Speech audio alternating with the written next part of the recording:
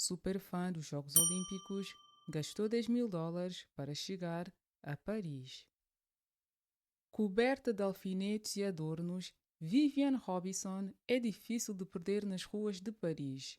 A superfã dos Jogos Olímpicos participou em 7 Jogos de Verão ao longo de 40 anos, mas esta viagem a Paris teve um custo de US$ 10.000.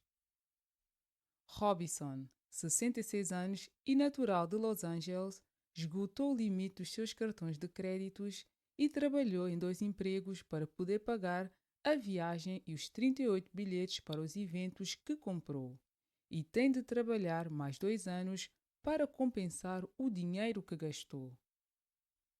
Foi difícil poupar e o orçamento é grande, mas valeu 1000 vezes a pena, diz ela.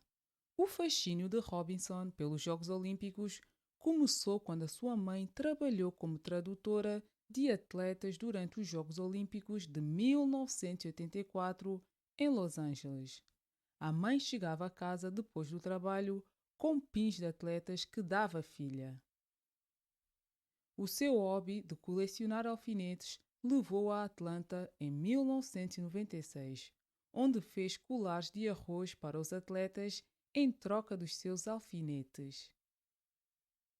Recebi todos os pins e pude conhecer todos os atletas. Naquela época não havia alta segurança como agora, disse ela. Agora não se pode nem chegar perto da Vila dos Atletas. A partir daí, Sydney 2000, Atenas 2004, Londres 2012 e Rio 2016. Consegui um visto para Pequim em 2008, mas não tinha dinheiro para a viagem. O mesmo aconteceu em Tóquio. Comprou bilhetes, mas foi reembolsada quando a Covid-19 disparou e os jogos se realizaram sem espectadores.